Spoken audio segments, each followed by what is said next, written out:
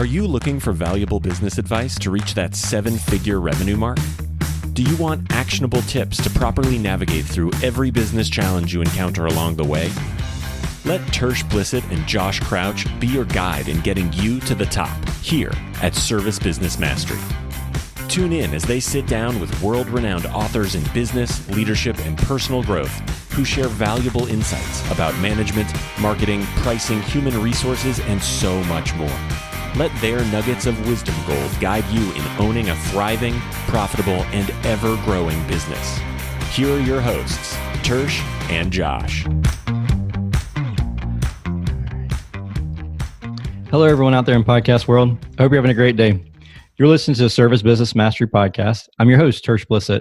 Today's episode, we have Susie Carder and on the show, and I'm super excited about this because she's a profit coach. That's her daytime job. That's her full-time job.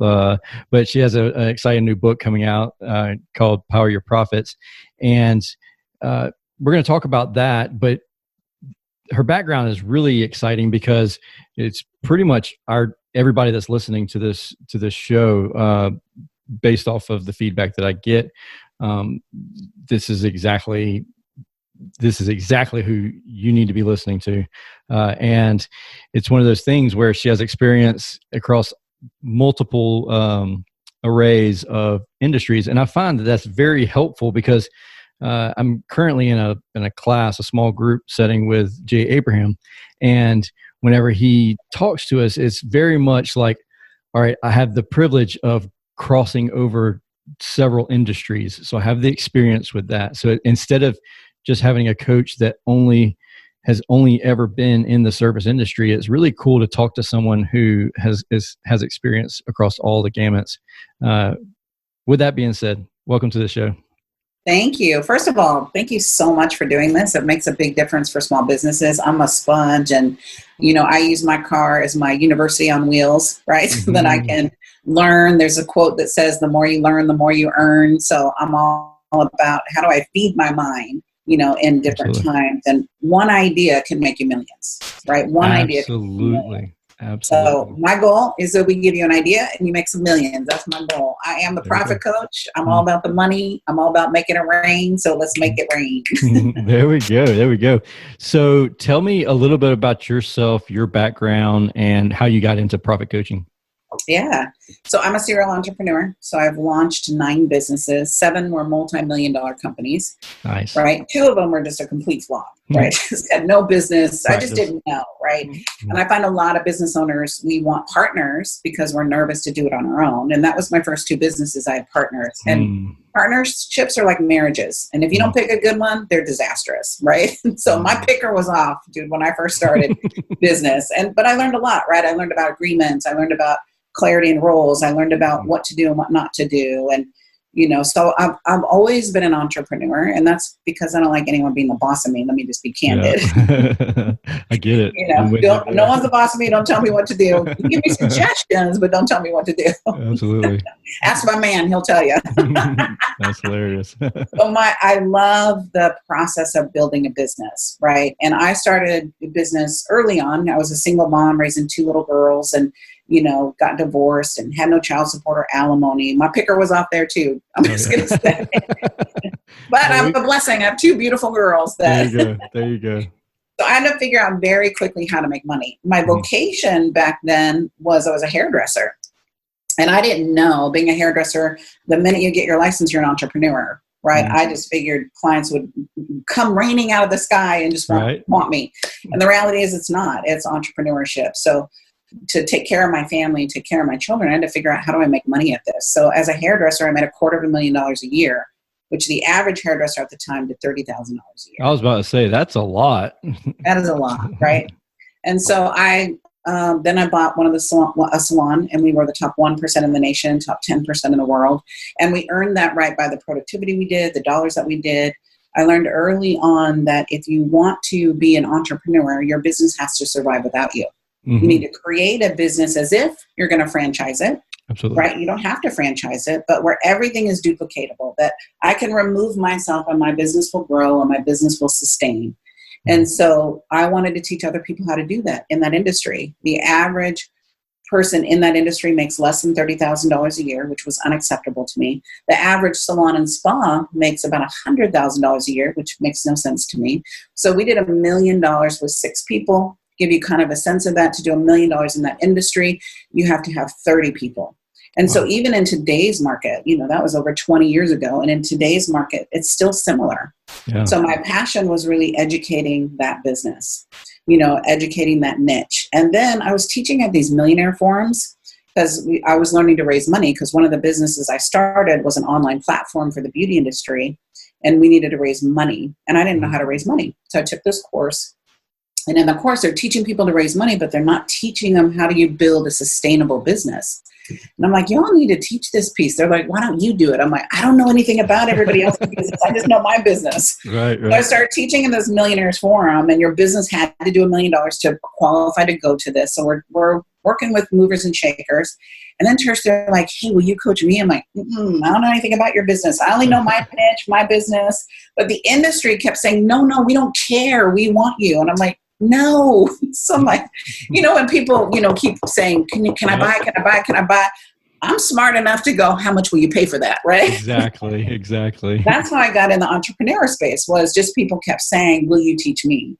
And really quickly learned that business is business. There's some formulas, there's foundation, just like in your business. Right. There's cost of goods, there's formulas on how you bid and how you price and what you're doing and how much time with each customer. There's formulas. So really looking at what formula does your business fit inside of.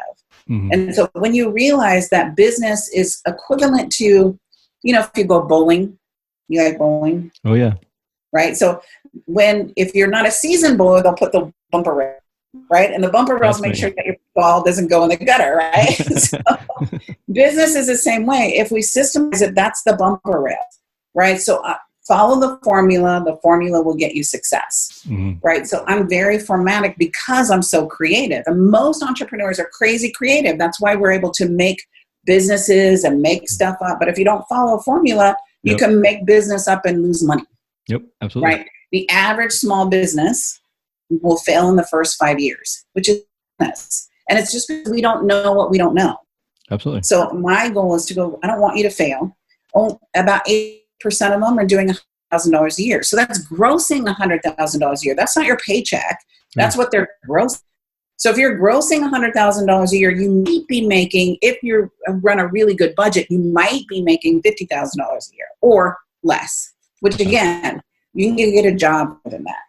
Oh, yeah. 1% of the business owners today make $1 million. And again, that's grossing $1 million. That's not making $1 million.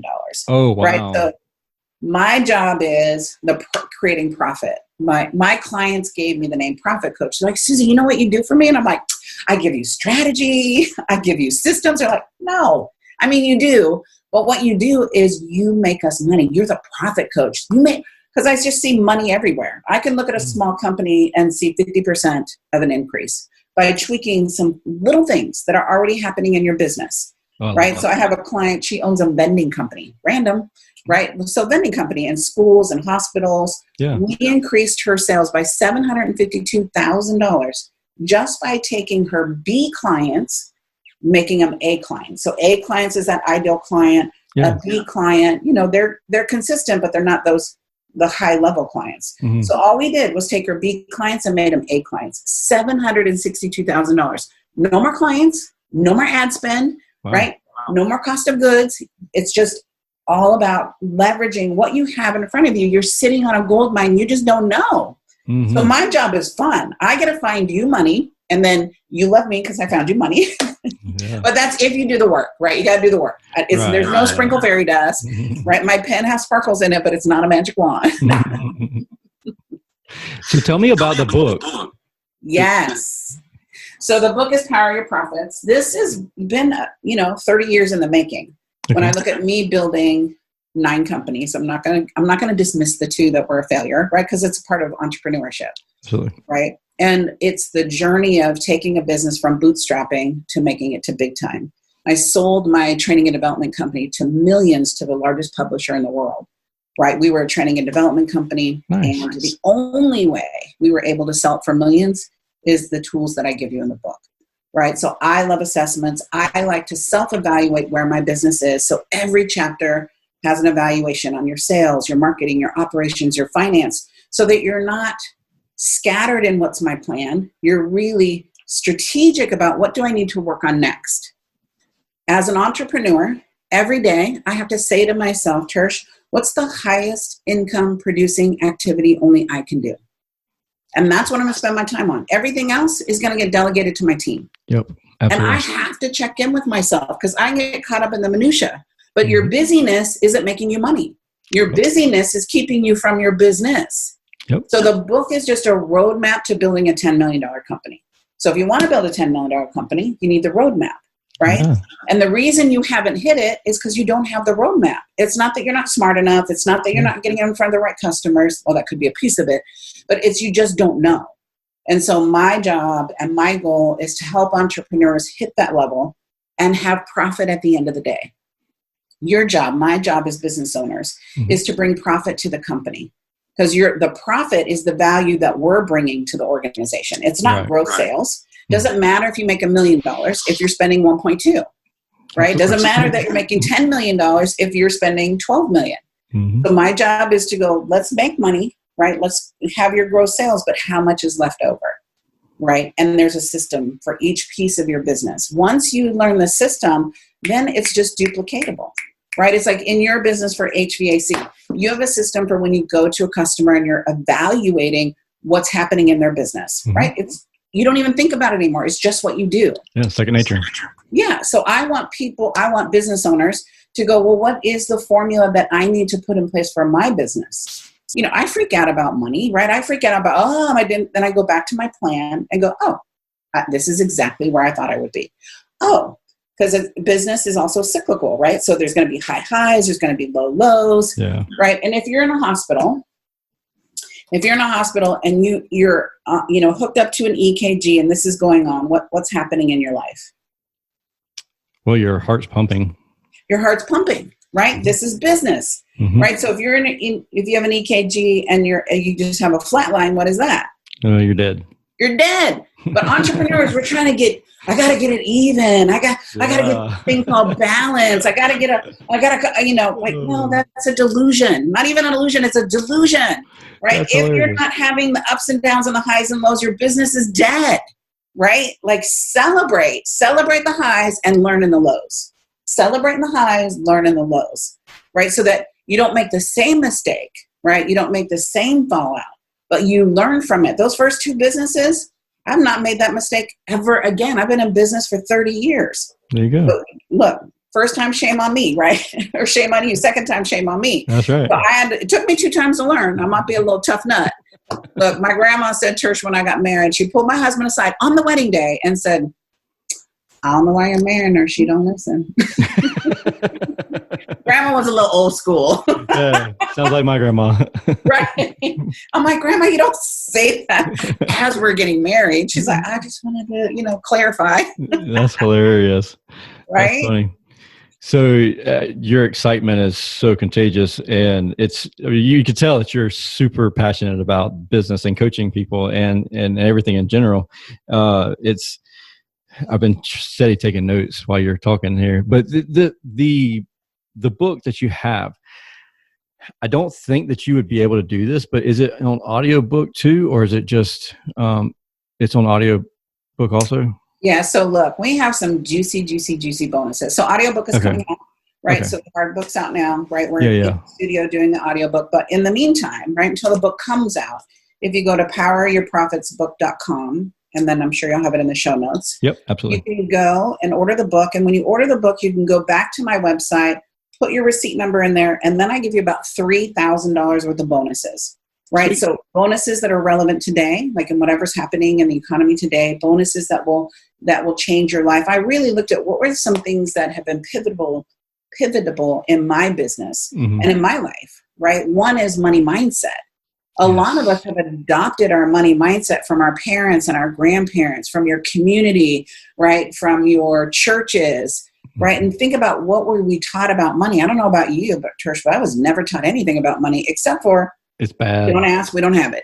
Yeah. That's so funny you mentioned that, because about 6 or 8 months ago, we had a couple on the show that they talked about your money language and the language that you speak as a person due to the way you grew up, like you said. And there's so many people who say, money's bad. People who have money, they're bad people. Almost like that's the impression that you have. And so it's almost like you say, like a hush hush, don't talk about the money. And it's crazy because like with my kids, like they want a daily check-in, what's on the checking account. Like that's the kids that I have. And they're like, all right, so are we good today? I'm like, y'all don't need to worry about that stuff. And I was like, I get it. You're my kids. So It's like, all right, so we have this amount of money and this amount of money. And it's like, when are you rich? And like, no, kid, we're not having that conversation. All right. And it's funny. It's funny, but sad at the same time, because they talk to their friends and then you're like, that's your comparison. But I don't want them to get the perception like I had whenever I was a child, because it was always like, we never knew, like everything was good. Like you just didn't know what was. And so like when money's tight, it's nice to say, look, like this is our budget for this month. We need to maintain their budget. And they've learned the budget rules also in that same aspect, because we don't skimp away and teach them that money's bad. Right. I think that is such a blessing to your children. I did that with my kids. My kids are, older now. I'm a little more seasoned than you are. But now seeing them, like I taught them that, they used to pack our books. They used to pack our binders. You want money, earn a job, right? So my daughter, who now is an equity investor for one of the largest investment firms in Los Angeles, she went to Harvard and Wharton.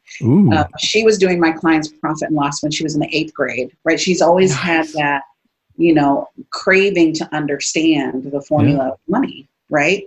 And so now looking at her business, back then she was negotiating. Like I used to give them $1 a binder to pack, to do these binders. And one day she figured out how much I was selling them for, figured out how much the cost of the box was, which the box was represented about $20,000, and they were getting $20. And she's like, hold up.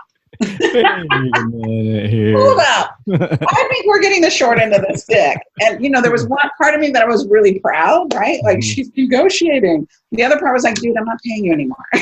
Right. You have a house to live in. So, but now you look at her and by having your children being involved, by being transparent when there is money and there isn't money, right? Even my grandkids now, Tersh, say, Gigi, are you rich?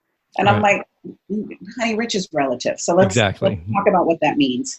Right. And so, but I love that I'm not willing to have the conversation with her. I love that she's willing to ask, and what does it mean, and learning the value of money and the value of how do you make more money in it.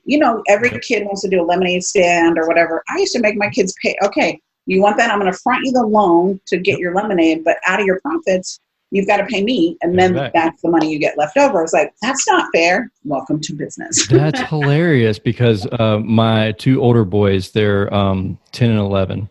And this summer they decided they were going to start a lawn care business. And so I said, all right, I'll buy you both lawnmowers. And I bought them both lawnmowers, all the attachments and everything. And I said, every single time you get your check from all the family and everybody else, a third of it's coming back to me. A third's going to you, and a third's going into your savings account. And they're like, wait a minute, I don't know about this. And they have to pay for overhead too. So like their fuel and all that stuff, they have they have to pay for that stuff too. And they're like, all right, that's fine. And then they still, the cash is still coming in. Right. But what a great practice, right? Versus you giving them 100%. That's not teaching them anything. Exactly. I grew up with 9 brothers and sisters, right? Bobby, Ronnie, Stevie, Terry, Joni, Shelley, Susie, Kelly, Debbie. So there was never any money. And we were poor. And I don't mean the kind of poor, like people go, we were poor, but we didn't know. No, dude, we knew we were poor. We were really clear. Yeah. And my dad, very similar to you, said, Sue, you can do whatever you want. Just go work for it. So, I'm cleaning windows, doing yard work, babysitting, whatever I needed to do to earn money, to get the things that I wanted because there wasn't allowance, right? When my kids were growing up, their parents were giving them credit cards, like their friends' credit cards. They're like, it's not fair. Shauna gets a credit card. I'm like, whatever, her parents stupid. That's all I'm saying. That ain't real smart. I'm not going to pay for whatever. And not control what you're buying? No, not on my watch. I'll give you those principles in business, like what you're teaching your sons, like who will they be at 20, right? Who will they be at 16, right? If they have a little lawn care business at 10 and 11, right? Like, oh my goodness, that makes me proud as an entrepreneur because we're teaching the next generation to how to be responsible and be aware of what things cost. And because kids are oblivious, people are oblivious, clients are oblivious, right? It's like, I have a lot of clients that don't do their financial forecasting or don't want to look. And I haven't looked in my checkbook. I haven't what are you talking about? This is the foundation of your business, right? Mm-hmm. Crazy. Juicy. I made the boys go through the trademark process and getting the business license and the website and all that stuff. So they've experienced all of that with their little micro business.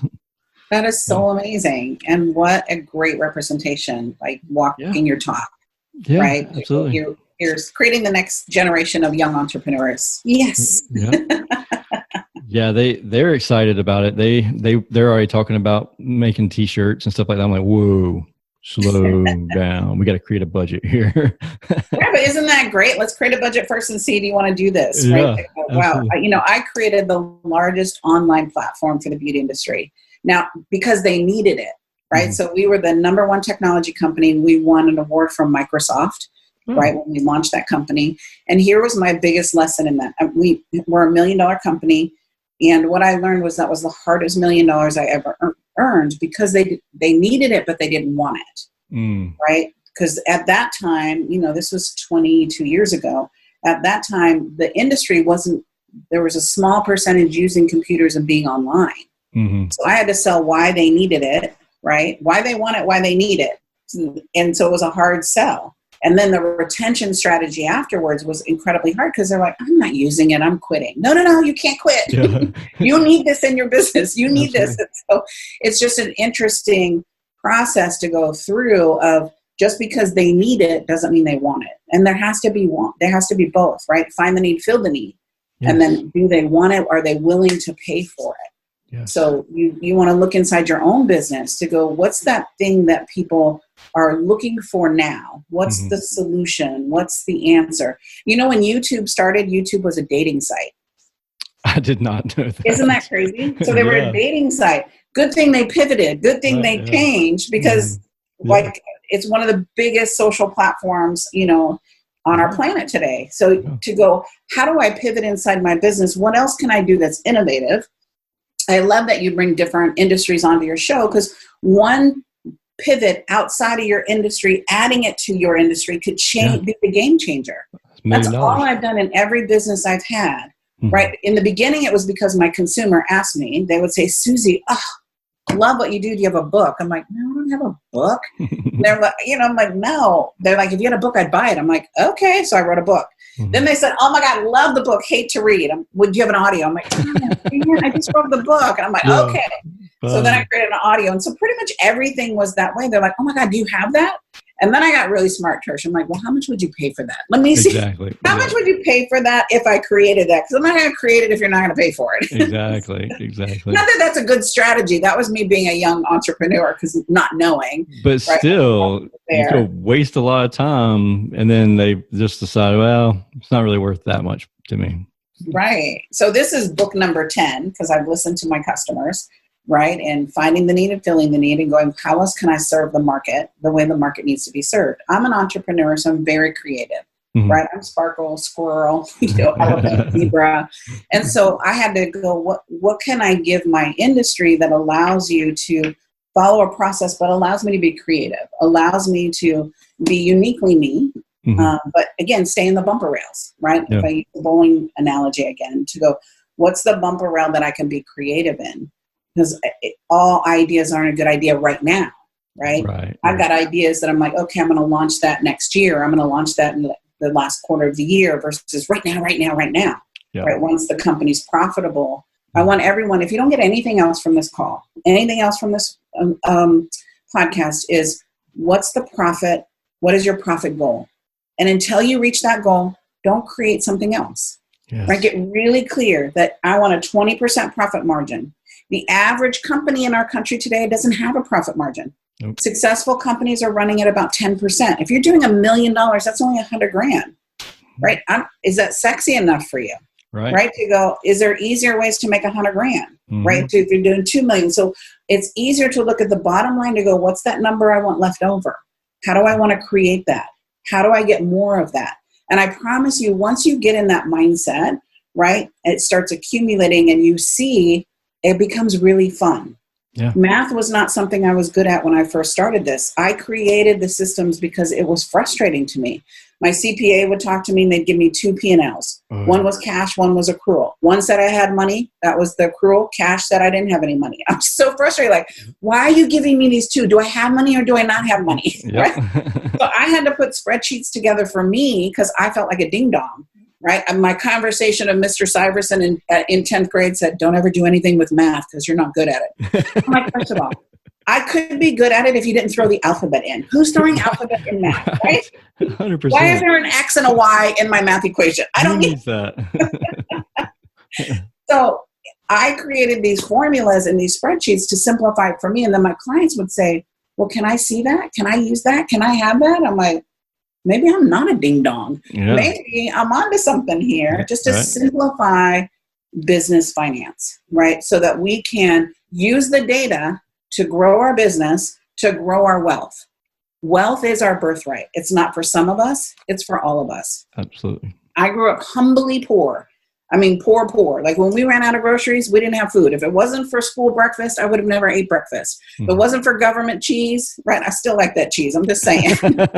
It's like Velveeta. Right. Like if it wasn't for the opportunities I had around me, you know, it would have been different. But it also made me who I am, right? Absolutely. It gave me character. It allowed me to set goals. It gave me a really strong work ethic. It gave me the ability that I can do anything. How can I generate money? So while other people are freaking out because they're not getting a paycheck or money's not coming in, I just look at, how do I create more money? Yeah. What do I need to do? What do I need to create? What do I need to manifest? Right? So part of it's mindset, and a lot of it is radical action. Not passive action, radical. Because you have 2 businesses, right? 3 businesses with this business. Yeah. To go, that takes radical action. You're not hanging out, watching Netflix, Amazon, You're using your time to go, how do I create more for my family? Yeah. Right? Creating your legacy for your children and then their children. Like I broke the pattern of dysfunction in my life, right? The dysfunction of being poor and being in poverty, right? By just making choices and being an avid learner, right? Benjamin Franklin says, take the coins from your purse, invest them in your mind, and your mind will fill your purse overflowing. Absolutely. So look, I have my PhD. I have invested so much money in my education. Now my PhD is my public high school diploma. I just want to say that. But my education was books. My education is podcasts. My education is if I needed to learn something like that Millionaires Forum, I needed to learn how to raise money, I went to a course, right? Because I didn't grow up in an environment where you could go to school. It was go get a husband, go get a job. I'm like, I could do it. I'm goal-oriented. Yeah. Right? So you want to look at, there's nothing stopping you, right? If I can do it, you can do it, right? If Tersh can do it, you can do it. Absolutely. To go, the only difference is radical action and a plan, right? Getting a really good coach and a really good coach. A coach will tell you what you don't want to hear. Yep. A coach will show you what you don't want to see so that you could be the person you knew that you could be. Yeah. You're not going to get there on your own, right? You're not going to get there listening to your own commentary. You've got to have somebody that's 10 steps ahead of you, willing to say what's uncomfortable. Because you get to a certain level in business, and you can agree or disagree to this, but people start to yes you. Oh, whatever you say is like the holy grail. I don't want that in my life. I want someone to like go, hold on, your ego's getting too big, or hold on, you got to treat your team this way, or hold on, you're spending too much here, hold on. Yeah, it's so funny because that's what we talk about. Would you rather hear a nasty truth or a pretty lie? Right. And it's the same thing. It's like you want to hear the truth. Yeah, it might hurt your ego. Your ego might be bruised for a minute, but that's the only way you're going to grow, honestly. Well, a good coach will leave your dignity intact.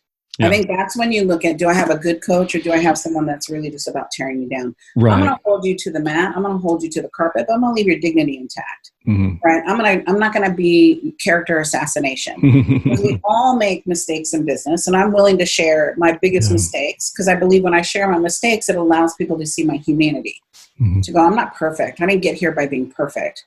I got here from bloody elbows, bloody knees, skin face, falling down, not wanting to get back up, praying to God, like, why, and going, all right, let me get back up.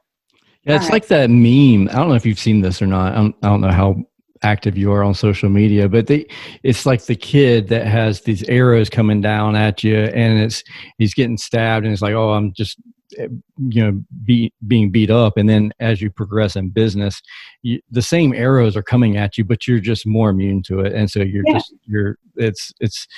you've been there and you've experienced these things, so you know how to react whenever something like this happens. And so if this happens, then do this, and it's less of a surprise. And so a coach is worth, a good coach is worth 10 times whatever it costs for them. So it's like, I remember the first time that I paid $5,000 a month for a coach, and I'm like, oh, I don't have $5,000.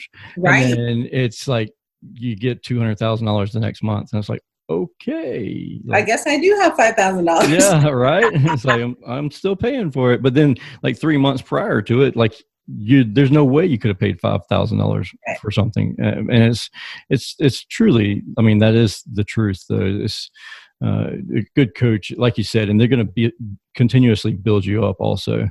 You don't want somebody that's a negative Nancy all day long, and it's like, oh, I don't want to deal with that's old school management, right? We used to, hit people over the head. When I first started coaching, I was very, in your face, direct. And my coach said to me, Susie, it doesn't matter if you put sparkles on your hammer, if you make it pink and pretty, it's still a hammer. You need to put the hammer down. And I'm like, okay. Absolutely. But I grew up in a military family, so I was used to it. I got thick skin. Go ahead, get the hammer. Go ahead, tell me the truth. But not everybody's that way, to go, let me start with what they know, build on what they have. Start with what they know, build on what they have. I love that. That's really cool. And it's funny you mentioned about the chilling on Netflix and stuff. We made a decision about 7 years ago now to take all the televisions out of the house. So we cut all the wires and disconnect the televisions and got rid of televisions in the house completely. And people ask, like, how do you maintain 4 kids and 4 businesses and have a full-time military spouse and who's a nurse? And it's like, well, we just prioritize things. And, 1 hour of a television show is like 6 minutes is, if you scroll on Facebook for 6 minutes out of 1 hour, that's 6% of the entire time that you could have been doing something else. Right. Just a 6 minute scroll. And it's crazy when you start adding it up. Right. Exactly. That's that busyness, right? It also gives you quality time versus quantity, right? How much time are we zoning out to go? It forces me as a parent, it forces me as a business person to focus on what the priority is versus distracting yourself, right? We're in like distraction. We want Google download, which is not real, right? I want my transformation quick. I'm sorry. This has been a 50-year process to get where I'm at. Right. And then I'll play at a bigger level. The bigger you play, the bigger the breakdown. Yeah. Right. Oh, yeah. And if you're not having breakdowns, you're not playing big enough. You're not playing hard enough. That's for sure. Right. So I want you to hear that. The bigger you play, the bigger the breakdown. We're trying to avoid the breakdown. That's the EKG, right? You're trying to avoid the pit. No, but and my team reminds me, like if we have a breakdown, I'm spinning out. They're like, Susie, you say it all the time. The bigger you play, the bigger the breakdown. I'm like, shut up, quit coaching me. Do as I say, not as I do. It's like that mirror, which is great. That's all about team culture, having your team be transparent, where your team can actually give you coaching back. Yes, absolutely. Right, that's going to have your company grow quicker, faster when they're involved. Absolutely. Right, when they want to be part of it, part of a movement. Right, I'm truly about causing a movement in the world. Right, having people be fiscally responsible for themselves, for their family, right? To create something that makes an impact in the world, right? That we're getting seen, we're getting heard, but more importantly, we're getting paid. I believe you should be paid very well for what you do. Yep. 99% of all businesses are undercharging their worth, right? Undercharging your worth. I guarantee you, any business that contacts me and says, Susie, will you evaluate my business? Absolutely. The first thing I will probably say, we're too cheap.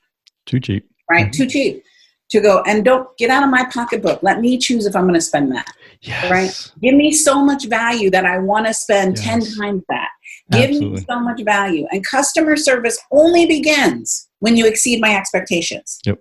Because every company says we give great customer service. Probably not.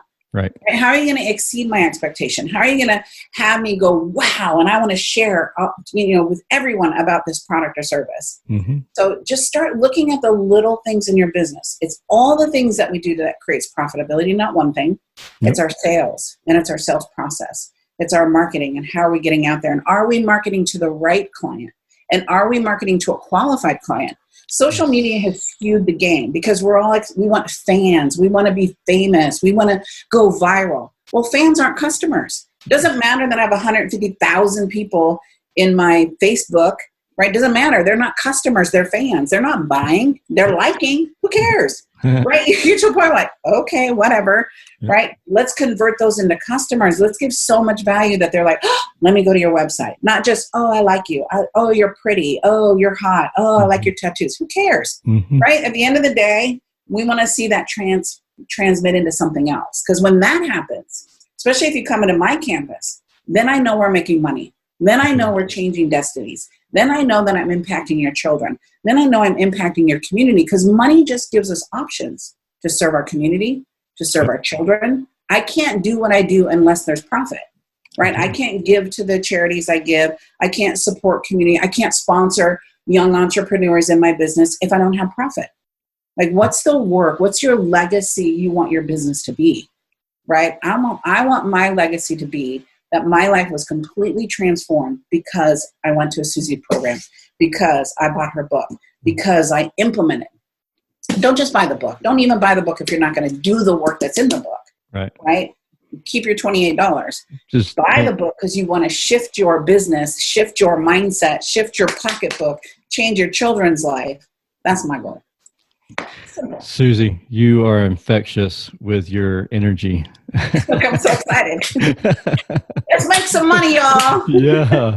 Thank you so much for coming on the show, and thank you for sharing all this. It's so funny because everything that you say aligns so much with exactly what I believe and what I share constantly on this show. So it's been an absolute pleasure, and I hope that people pick up your book, and I'm definitely going to get on and order a copy of it for myself, because it's really is amazing. And even though I have a coach and I create strategic plans and 90-day war maps and stuff like that, it's so refreshing to see outside of our industry, these strategies and plans that need to be created, and just thinking outside the box is really amazing for me anyways.